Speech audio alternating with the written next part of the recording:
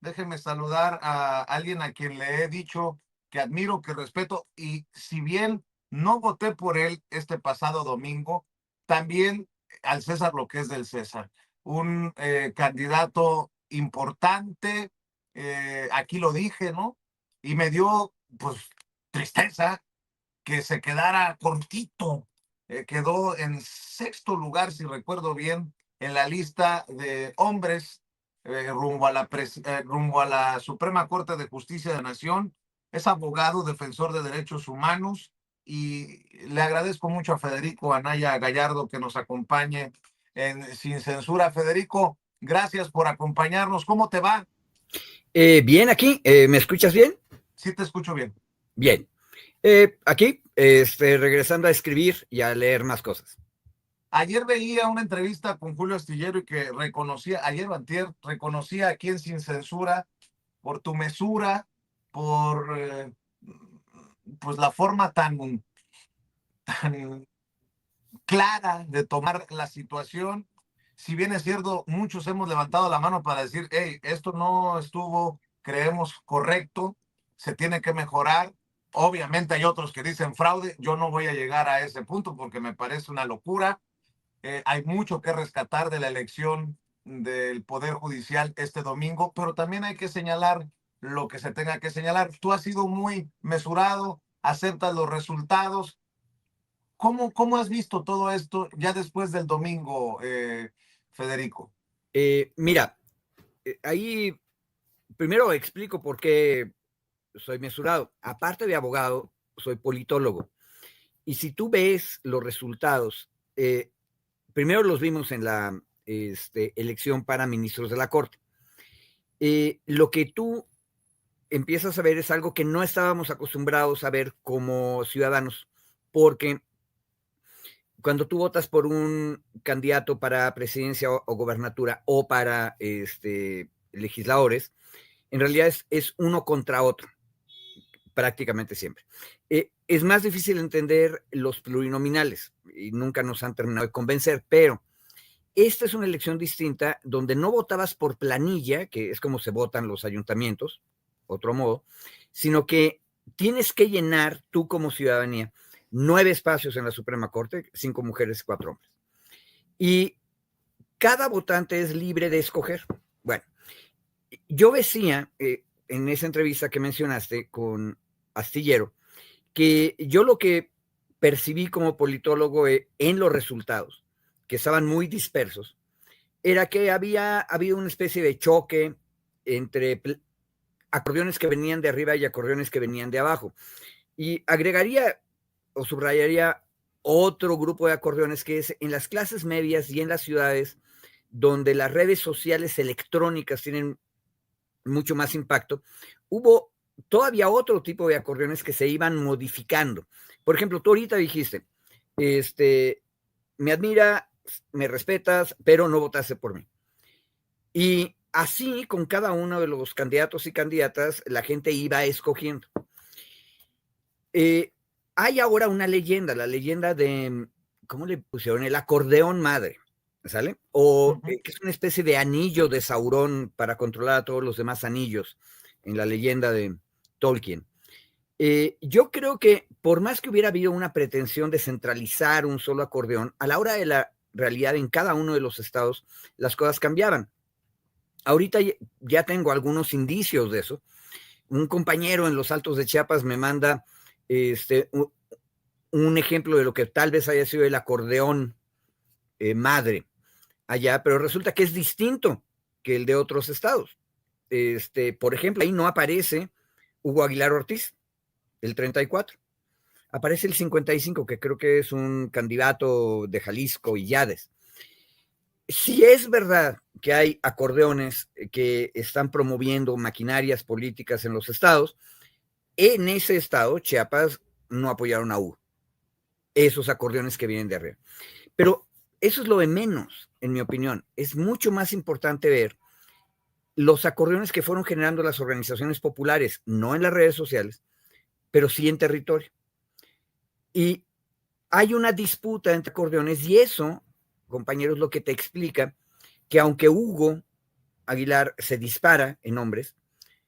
El resto de los candidatos estamos todos bastante unificados, porque a unos los apoyan un tipo de acordeones, a otros los apoyan otros, y eso es una señal de autenticidad de la elección. Y aquí hay un detalle importante. La regla era no podían intervenir partidos ni sindicatos en la elección, pero denegar a las organizaciones realmente existentes la posibilidad de facilitar que su membresía discuta es en realidad una ingenuidad. Eso no pasa ni con quien tiene un poder constitucional ya establecido. Ojo, chécate lo que hicieron una gobernadora de Morena en Baja California y otra del PAN en Aguascalientes en sus elecciones para Poder Judicial del Estado, que es un arreglo que les daba al Poder Ejecutivo muchísimo más poder. Entonces, tú no puedes denegar que los poderes constituidos usen su poder para influir. Pero en el otro lado, lo que no estamos percibiendo, y en Twitter tengo un debate ahí con un compañero tuitero interesante, porque él dice, no, pero las redes sociales nunca van a poder competir con estos grupos políticos corporativos. Le digo, no, esos no son los competidores fuertes. El competidor fuerte son organizaciones populares, que luego no volteamos a ver. En la Ciudad de México, por ejemplo, la UPRES y otras organizaciones del movimiento urbano popular. Y ahí, con eso termino, hay otra señal. Hace semanas, un amigo mío, que lo quiero mucho, es un hombre liberal, pero está en el otro lado de la trinchera social, platicando de la elección, me decía, bueno, ¿y ese Hugo quién es? Y yo le decía, es un mixteco, viene de Oaxaca, y el otro compañero ahí en la mesa del café me dice, pero eso no va a pasar porque es bien difícil conseguir que los ciudadanos y ciudadanas de Oaxaca voten. Ya no le dije nada, pero lo que pensé es, a menos de que la persona que está pidiendo el voto lleve décadas trabajando con esos pueblos y con esas comunidades, y las organizaciones y las comunidades, o sea, las dos comunidades en cada uno de los municipios, organizaciones regionales en Oaxaca, le conocen. Si eso existe, a mí me parece muy obvio que se vuelquen votos. Ahora, ¿eso es un voto corporativo, como dice la derecha? No, es el voto natural de cómo está organizada la sociedad. Perdón por el rollo, pero mi punto es, como politólogo, yo lo que estoy viendo es una elección competida, en la cual, por supuesto, son mucho más fuertes las organizaciones populares de base y de izquierda, y también los gobiernos y estructuras de izquierda, que actualmente es la hegemonía. Si esta elección se hubiera hecho, esta es una hipótesis imposible de concebir, pero piénsenla. Si esta elección se hubiera hecho en momentos en que el PRI o el PAN dominaban la mayoría de los gobiernos de los estados, probablemente hubieras tenido la misma confrontación, pero hubieras tenido una buena mitad de personas electas de derechas, porque las estructuras de arriba están impulsándolas, y de gentes de izquierdas que estarían abajo. Porque ahorita el consenso general es de izquierdas, porque ha pasado la construcción política electoral democrática de una hegemonía. No reconocer eso, pensar que los ciudadanos son abstractos, puros, yo creo que no es una buena línea para la reflexión. Es teoría. Lo que importa es la práctica. Hablas de Hugo y obviamente muchos teníamos conocimiento de Hugo. Algunos votamos por él, otros no votamos por él. Y creo que no está en discusión su presidencia en la Suprema Corte de Justicia de la Nación, al menos no de mi parte. Pero hay otros personajes. No, yo pregunto que cómo es que llegan. ¿Tú estás contento? ¿Tú estás conforme con los personajes que conformarán esta nueva Suprema Corte de Justicia de la Nación? No, ya ni siquiera platicando o conversando sobre el proceso, porque obviamente es mejor que decidan 13 millones a poco más de 100. Sí. pero así como queda conformada, ¿tú estás bien? ¿De acuerdo? Mira, yo te diría sí, por supuesto, pero déjame darte un ejemplo más. Estando en Colima para alguna actividad de la campaña, platiqué con viejos camaradas muy jóvenes de izquierdas que ahora están trabajando en distintas áreas de la administración o municipal o estatal de Colima, que es un estado muy pequeño, que luego siempre se nos olvida. Y me decían que estaban muy sorprendidos que una compañera que ellos conocen y que es una buena abogada, Indira Isabel García Pérez, apareciera de pronto en muchas de las listas de los acordeones, tanto arriba como abajo. Y no entendían muy bien. Y en el debate surgió una hipótesis que es interesante, y es que tú tienes que armar, te pido que lo pienses tanto abajo con organizaciones populares territoriales como arriba, que son las estructuras de élite, sea de gobernaturas, presidencias, secretarías federales, etcétera. Tú tienes que armar una especie de planilla que más o menos satisfaga a todo mundo.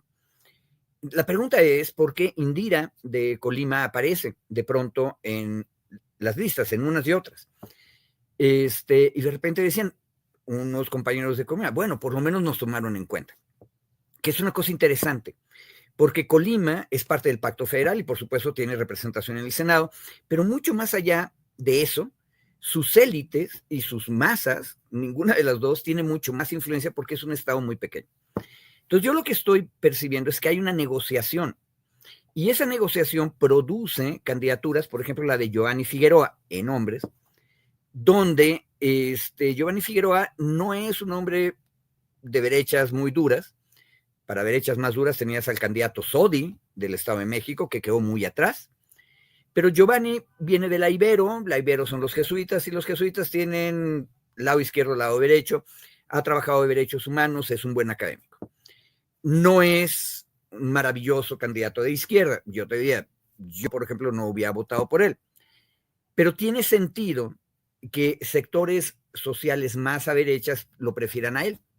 Y entonces, en medio de estas negociaciones de cómo vamos organizando nuestras planillas y vamos proponiéndolas al electorado, lo incluyen a él. Y igual que Indira en el Tribunal de Disciplina Judicial colimense, que de pronto los mismos colimenses decían, bueno, la conocemos, es buena, pero ¿por qué está tan fuerte? Ella está quedando en tercer lugar en este momento, con 97% del Tribunal de Disciplina Judicial ya computado. Igual que ella, aparece Arístides en la Suprema Corte del lado de los varones.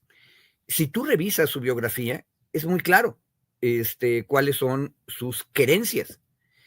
Su querido profesor de Derecho Constitucional en la Facultad de Derecho de la UNAM es Eduardo Ramírez. Y en el acordeón que te cuento que me mandaron de los Altos de Chiapas, Arístides, por supuesto que sí está, lo cual tiene mucho sentido.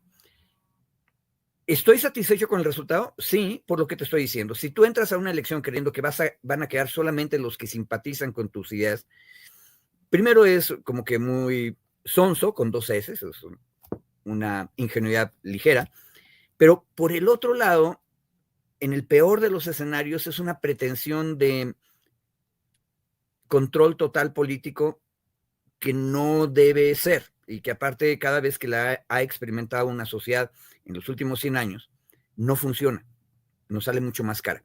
Entonces, este resultado es bueno, es plural y tenemos los resultados por territorio, por distrito, por estado, para empezar a discutir este tipo de cosas que te estoy contando.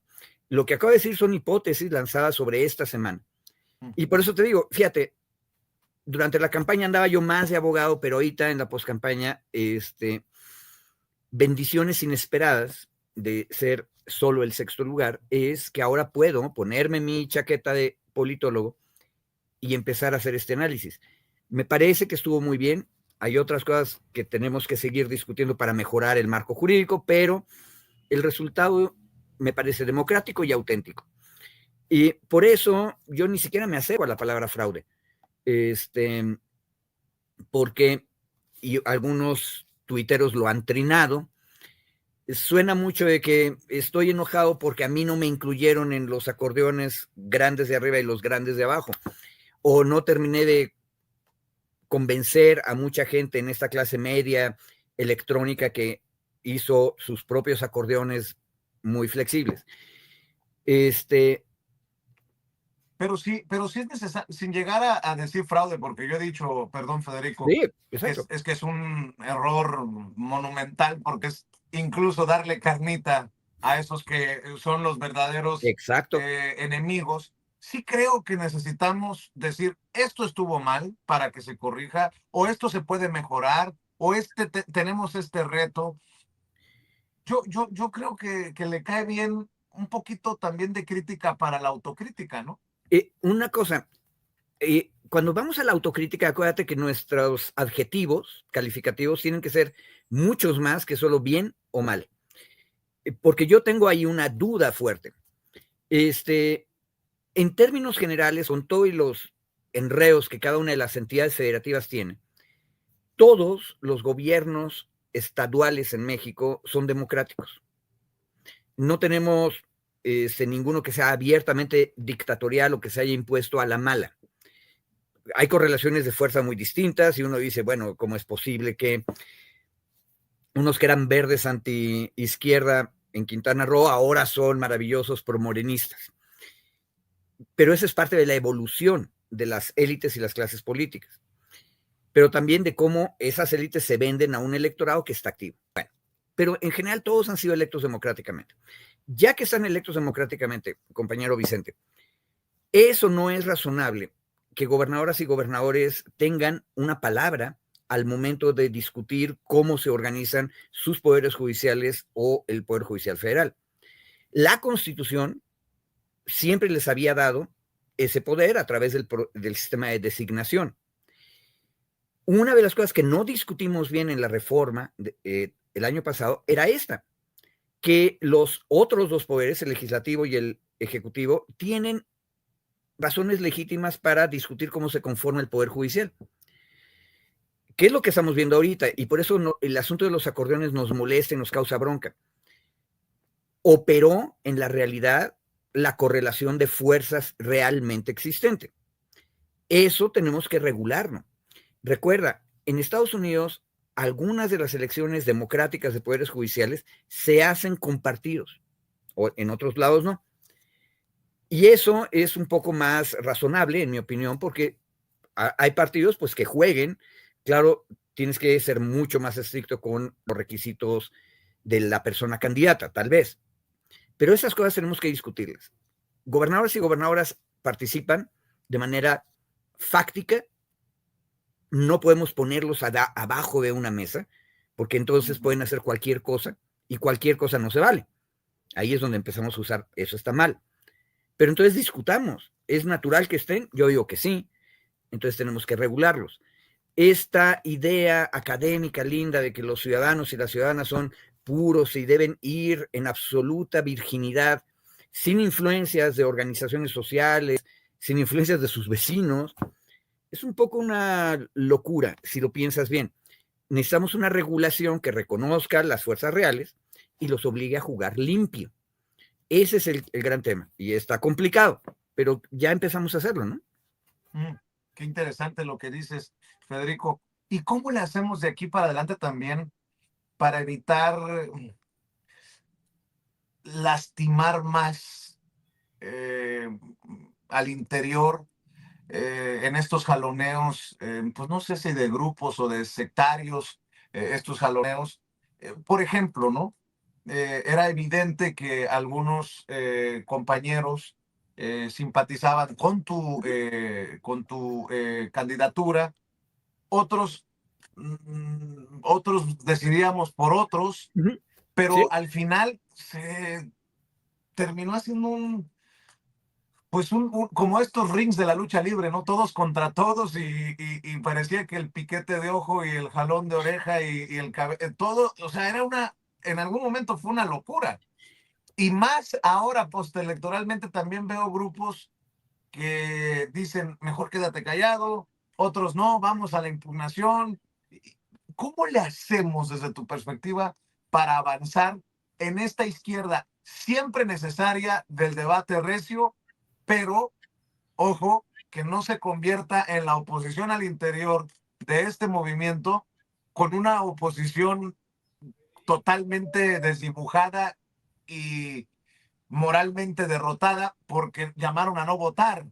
Me refiero a la oposición afuera, de los otros partidos, de los otros personajes, los que son verdaderamente voceros de los intereses que no están entre los intereses del pueblo, ¿no? Los comunicadores que ya conocemos y que criticamos constantemente. ¿Cómo? ¿Cómo le hacemos, Federico? A ver, primero, tú ya diste una clave. No hay que callarse. Hay que discutir lo que pasó y hay que decir, yo no estoy de acuerdo con esto y me parece que estuvo mal por esta razón. Pero luego hay que contestarlo, que era lo que te decía yo. O sea, hay cosas que no son realmente malas, o sea, son naturales. Pero si las dejas sin regular, pueden causar mucho daño.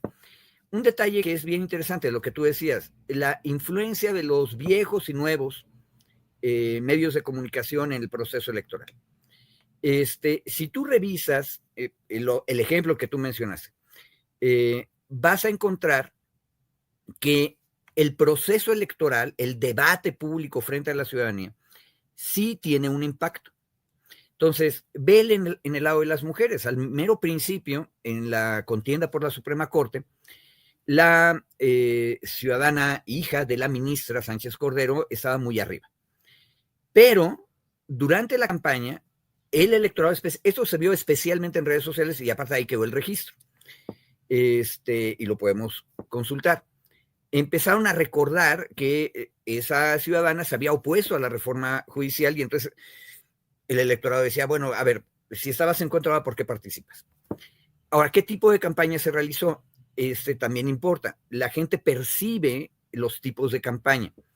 Y entonces, el electorado en general, que tiene todas estas complicaciones materiales, porque están atados a barrios, a organizaciones, a familias, a ideologías.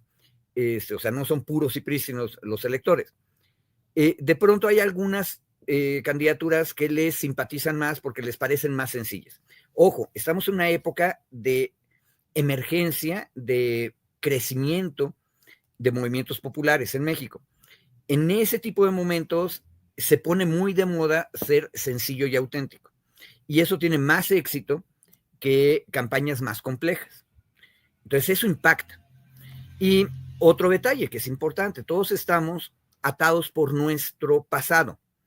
En mi campaña, por ejemplo, de manera natural, se acordó una parte del electorado que yo había tenido un caso en la UACM donde tuve que despedir a un profesor que había tenido conductas impropias en términos de violencia de género en contra de compañeras de trabajo y una alumna. Fíjate, yo de macho tradicional al principio decía, bueno, pero es que no, el acto no fue tan grave. Pero las compañeras de la Academia Feminista me decían, no, el problema es que la violencia de género es un problema grave que hay que atacar bien. Bueno, traté el tema y terminé decidiendo como abogado general despedir en una decisión muy controversial. Y la controversia salió. O sea, mi pasado me persiguió. Lo interesante es que los y las electoras empezaron a discutir en redes sociales qué había pasado y se acordaron del caso. Y no me fue mal cuando terminó el juicio sobre ese punto controversial de mi biografía.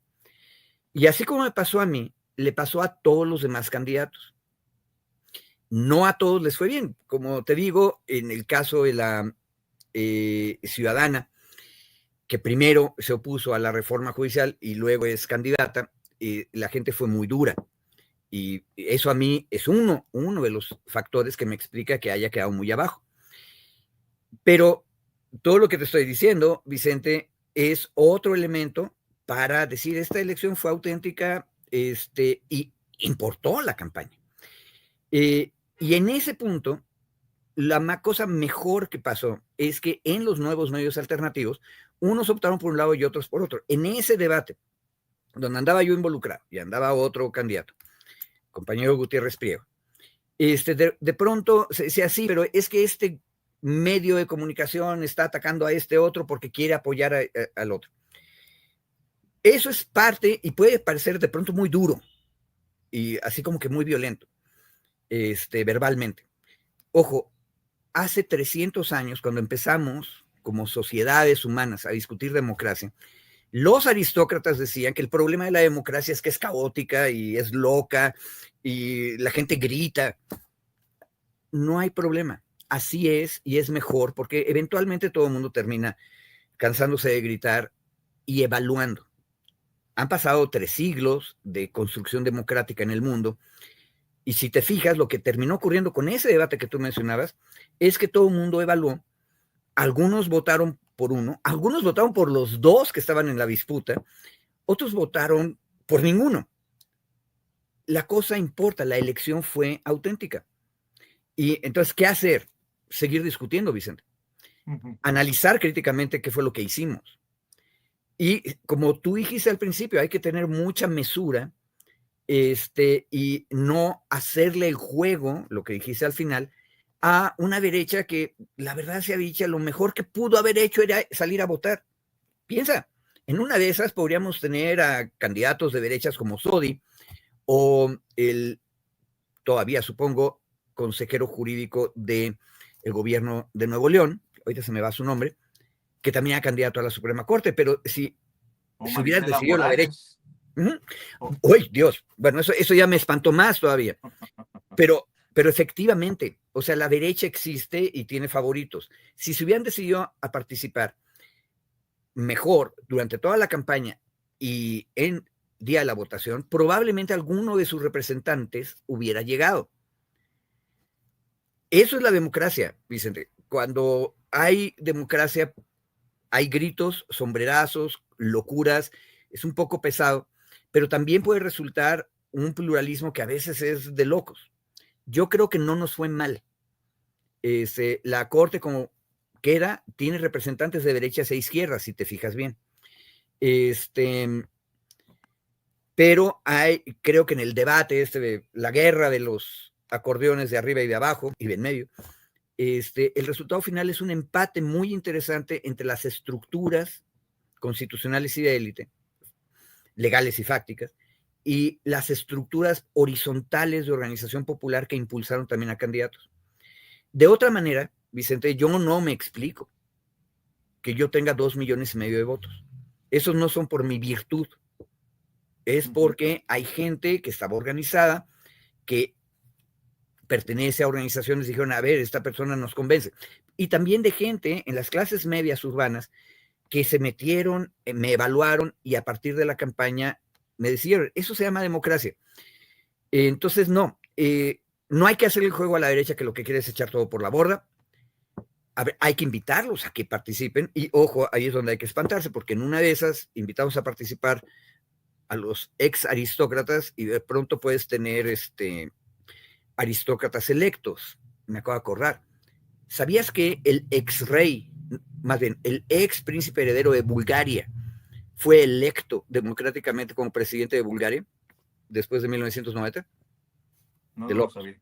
No, pueden pasar cosas muy raras en democracia, pero es mejor siempre que cualquier otro régimen político. Pero a la izquierda, Federico, ¿qué nos queda? ¿Con qué tenemos que movernos?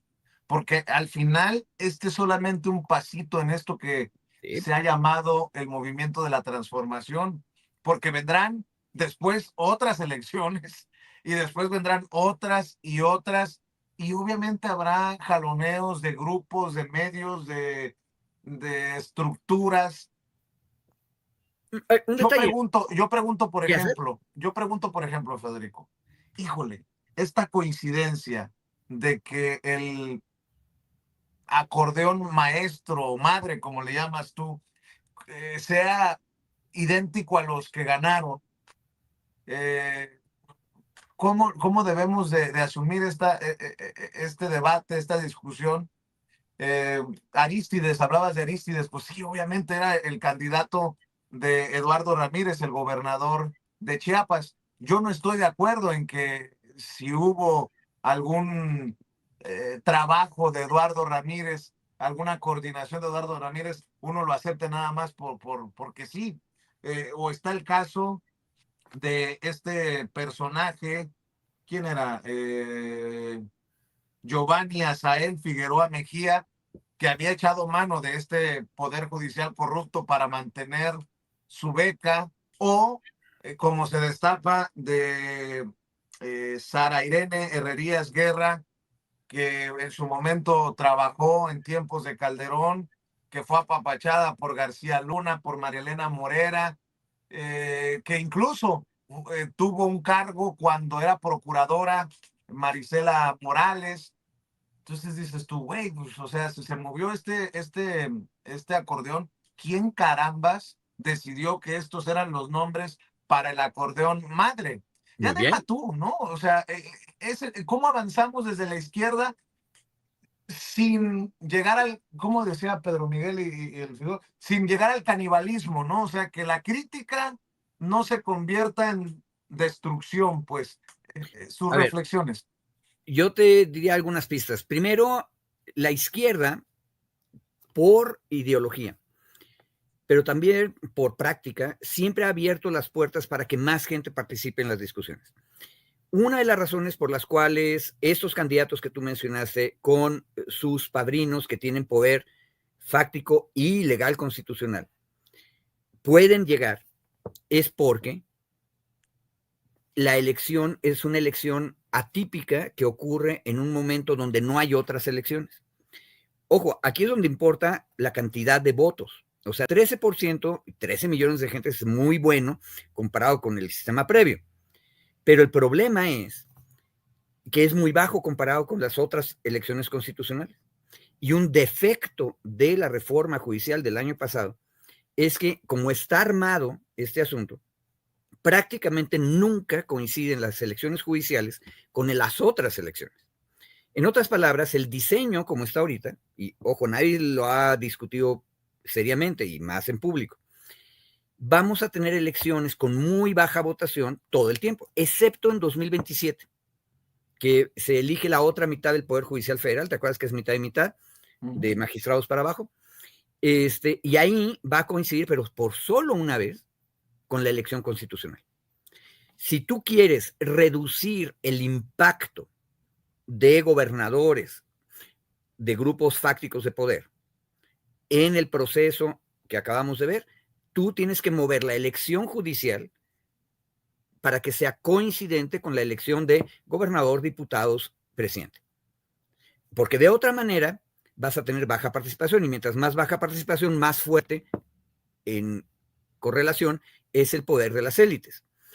Pero otra vez, Vicente, ve el lado positivo de este asunto. En una situación donde era relativamente muy fuerte el poder de las élites, de todas maneras las organizaciones populares pudieron enfrentarse a esos acordeones de arriba, que yo digo que son por lo menos 32, uno en cada estado. Por cierto, en Colima también me mandaron otra cosa fascinante, porque de repente empezaron a ponerle stickers cambiándoles el número en algunas partes del acordeón supuestamente oficial. Entonces, mi asunto es que no, ese asunto del acordeón único era más bien un lindo deseo, pero fueron fuertes los que lo estaban buscando porque la elección tiene poca votación. ¿Cómo resuelves eso? Mueve la elección a que coincida con las otras. Y entonces la correlación va a beneficiar a la ciudadanía naturalita, silvestre, en las clases medias urbanas y las redes sociales, y a la ciudadanía de clase social, de clase organizada en movimientos populares de base, tanto en el campo como en la ciudad. Y entonces vamos a tener un mejor resultado a izquierdas, porque la derecha ya ves que tiene la mala costumbre de nunca apelar al pueblo, mucho menos al pueblo organizado. Entonces, ¿quieres hacer algo? Mueve la elección. No dejes que las élites tengan tanto poder en elecciones donde de manera también natural es menor la participación. Déjame preguntarte ahí, perdón, Federico, déjame preguntarte ahí, ¿ya hay una nueva élite también en la izquierda? Oh, no, claro. A ver, una cosa. Esa es la otra cosa en donde tú no puedes ser ingenuo. Todos los movimientos sociales de derechas y izquierdas, pero también los de izquierda, van generando sus propias élites.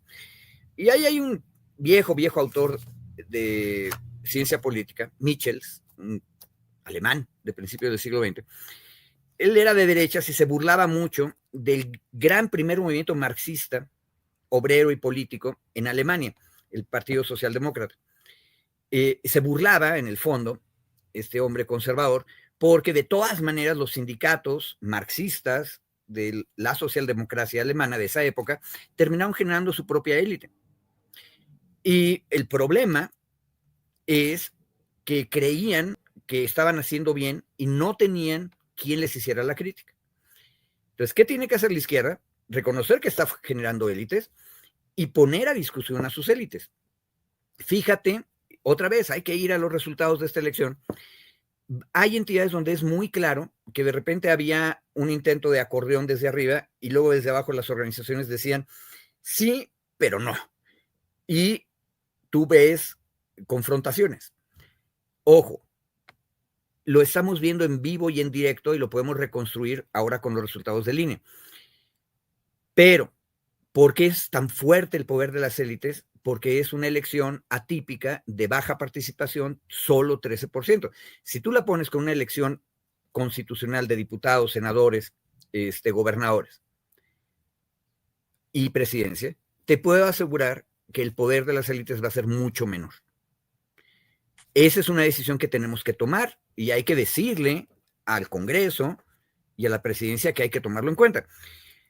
Lo cual, por cierto, aprovechando el pretexto este loquito y superficial de discutir si se usa o no se usa la toga, que es una ley del Congreso de 2 articulitos, ya que vamos a discutir eso de una vez hay que decirle a los diputados, oigan, ¿por qué no juntan las elecciones judiciales con las otras?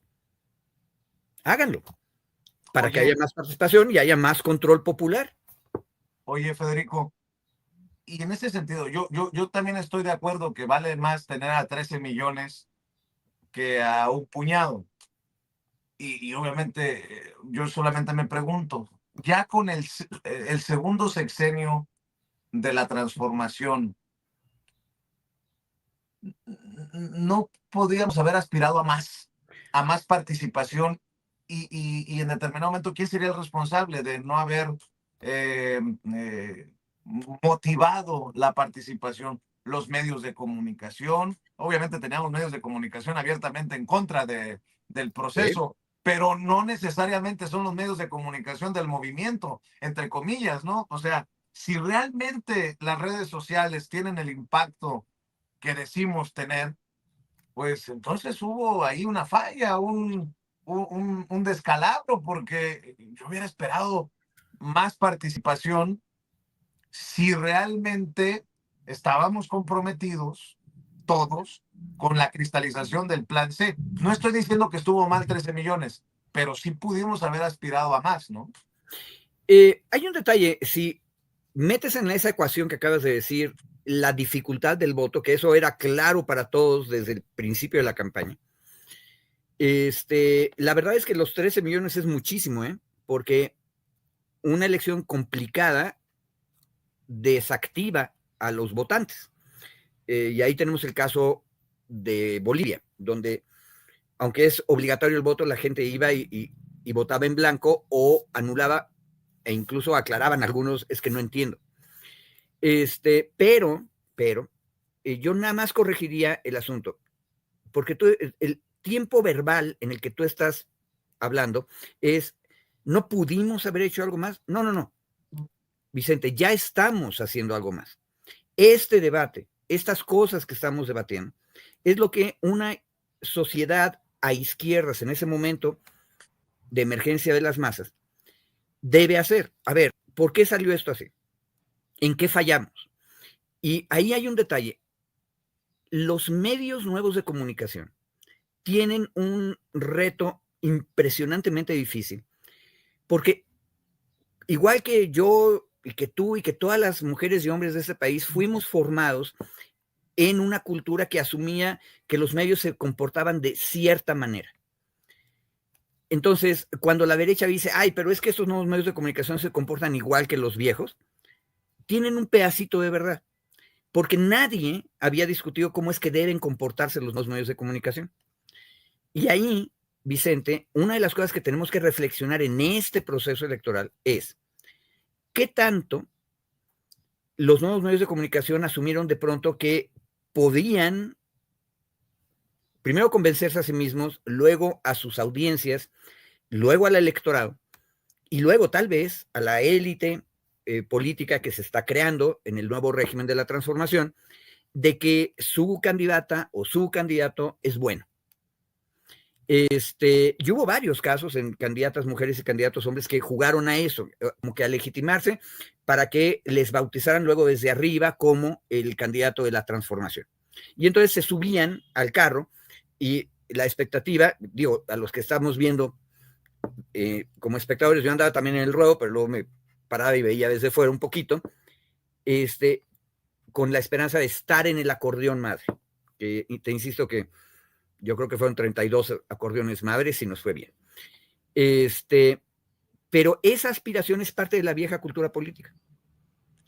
Y lo interesante es que candidatos que le apostaron a otra cosa tuvieron un éxito relativo muy grande. Creo que esa es una de las razones por las que probablemente mi candidatura convenció a los 2,5 millones. Pero está complicado porque yo mismo no te podría decir y por qué tuve éxito, porque estamos experimentando con una cultura nueva. Pedro Miguel criticaba mucho a otro compañero diciendo, bueno, el problema es que como no quedaste, entonces criticas. Ese es un viejo argumento, pero otra vez tiene un pedacito de verdad. Porque también había una aspiración de que tal vez yo, que soy natural, silvestre, logre convencer a los altos lores del nuevo régimen de que yo soy bueno. Y si lo logro, entonces me sentiré muy contento. Eso es parte de la vieja cultura. Más interesante, pero mucho más difícil es agarrar e ir a preguntarle a las organizaciones de base campesinas y urbanas que llevan décadas luchando por sus derechos, exactamente qué piensan ellos que deberían ser los juzgadores.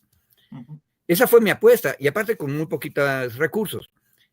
Aprendí mucho y convencí a bastantes. Pero eso es distinto que lo otro, ¿me explico? Ahora, no lo digas en pasado, ¿no debíamos haber hecho más? No, Vicente, en este debate, incluso tú decías que en los nuevos medios ustedes han estado con pleitos, estiras y aflojas, uniones, divisiones, etcétera. Bueno, eso es natural, así es la vida democrática. Pero la cosa es aprender de eso y luego, tal vez en la siguiente vuelta, ya que todos estemos un poco más tranquilos, volvernos a tomar un tecito y un café. Yo recomendaría a veces un té de tila mejor que un café, pero seguiremos adelante. O sea, yo nada más cambiaría. No debimos hacer algo más, dijiste, cámbiale el tiempo verbal. Estamos haciendo algo más, pero no es suficiente y todavía no terminamos de entender cómo es el nuevo régimen. Por eso llamamos transformación a la época, ¿no? Claro. En redes sociales se escribía, no cabe duda que hay soberbia absurda en algunas mentes brillantes de izquierda, una lástima. Me contesta Mariano Guevara, que dice que es estudiante de Derecho y Ciencias Políticas, para que vean que los leo a todos. Dice, y algunos chayotubers, es que esta es la descalificación, ¿no? Y algunos chayotubers que porque no quedó su candidato predilecto, que no sabemos qué les prometió, ahora se hacen los críticos y acusan de fraude. Así de vulnerable es su voluntad y sus principios al movimiento ese mismo que les ha dado todo. Pues yo no he dicho fraude, estoy tratando de generar esto. Exacto, y por eso dices que de pronto algunos que antes eran amigos tuyos ahora te van a ver medio feo. Bueno, no hay mal en eso. Fíjate, un hombre de derechas horrible que era Winston Churchill, un día le dijo a algún contrario, si usted anda buscando gente que no tenga enemigos, está buscando gente que no ha hecho nada en la vida, porque si alguien hace algo en la vida, seguramente va a haberse peleado con alguien. Ojo, él es un hombre de derecha y asume que las cosas terminan en el pleito. La gente de izquierda somos ingenuos en un asunto abstracto muy lindo, que es que creemos que eventualmente hasta las personas con las que nos peleamos se van a convencer de las cosas buenas que tenía nuestro argumento, igual que nosotros vamos a hacerles caso en lo que ellos tenían de bueno. Y fíjate, estoy empezando a conocer una biografía antigua, ya algún día te contaré cuando vaya investigando más.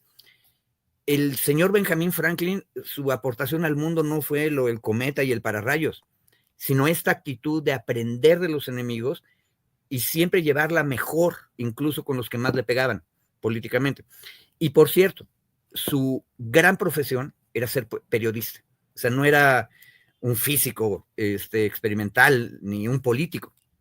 Era periodista e impresor. En esa época, aparte, el periodista escribía e imprimía.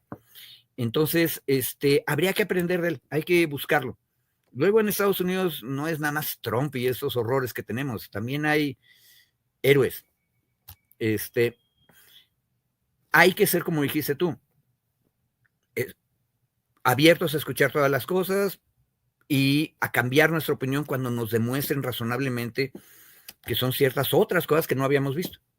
Bueno, para cerrar, ¿cuál sería tu mensaje para cerrar, Federico Anaya Gallardo?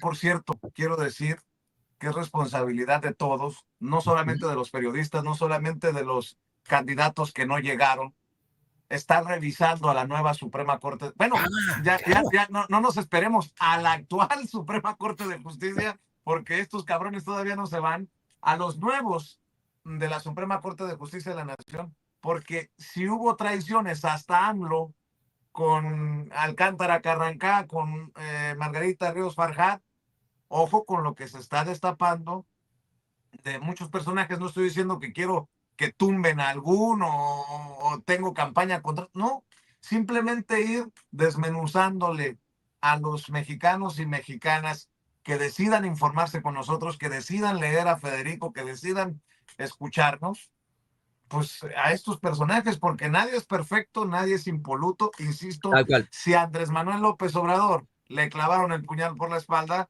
pues ojo, hay que siempre tener un ojo. ¿Con qué cierras, Federico Primero, Anaya? subrayando lo que tú dijiste, hay que revisar a los que están ahorita. Segundo, hay que estar bien atentos porque el mero primer día, que es el 1 de septiembre, que se instale la Corte, una de las primeras cosas que tienen que decir las 9 personas nuevas es nombrar a los 3 miembros, que son mayoría, del órgano de administración judicial. El Tribunal de Disciplina ya lo elegimos y me parece que está bien armado. Y incluso te digo que los compañeros que conocí en Colima me decían que Indira, que nadie entendía por qué se veía tan fuerte, es una buena abogada, entonces va a hacer su trabajo. Pero hay que vigilarlo, como dices tú. Pero el órgano de administración judicial no le habíamos puesto atención. Ellos son los que administran todo el tiempo, quienes definen cuáles son los territorios de los circuitos judiciales y los que van diciendo cuántos jueces de distrito hay en cada lugar, por ejemplo. Ellos son los herederos del Consejo de la Judicatura en lo administrativo. Y ese Consejo de la Judicatura se inventó de la nada de que por ejemplo, que todos los jueces y magistrados en materia de telecomunicaciones y competencia van a estar en la Ciudad de México.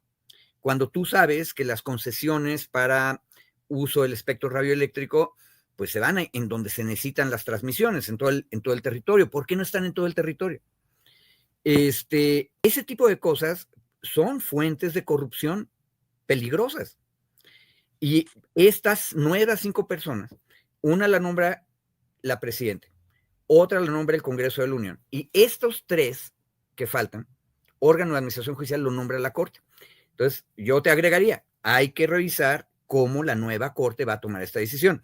Ojo, y no es que ahorita cada una de las 9 personas que ya elegimos están en su casa aislados, no. El deber ciudadano de ellos es prepararse de aquí al 1 de septiembre para tomar esta decisión. ¿A quiénes van a nombrar? ¿Por qué los van a nombrar? Imagínate que de pronto salgan personas que son impresentables. Hay que estar atentos. Perpetua vigilancia, decía otro gringo loco demócrata revolucionario, Jefferson, que aparte era una contradicción caminando, porque aparte de ser revolucionario tenía esclavos, te puedes imaginar la locura, pero bueno, ese señor decía, ser democrático significa no dormir, siempre estar vigilando. Con eso cierras entonces, siempre estar vigilando. Lo que tú dijiste, vigilar a la Corte que se está yendo, que es muy importante, y yo te digo, vigilar a la Corte que está entrando, cómo va a nombrar al órgano de administración judicial. Muy bien. Estemos atentos. Federico Anaya Gallardo, gran campaña, qué lástima que no alcanzó para llegar, pero me imagino que lo que viene para ti es productivo, que sea exitoso y te deseo lo mejor. Y aquí siempre la oportunidad para hablar sin censura, Federico. Gracias. De hecho, lo lindo para mí es que tengo oportunidad de seguir escribiendo y te agradezco las preguntas, porque las preguntas son las que hacen surgir ideas para poderlas expresar y escribir. Gracias. No, pues sería un gran piropo que algo que salga de aquí también te ayude en tu labor, Federico Anaya Gallardo. Muchas gracias, Federico, por tu tiempo. Compañero, Éxito. cuídese usted. Hasta luego. Cuídate, Federico Anaya Gallardo, hablando con nosotros sin censura.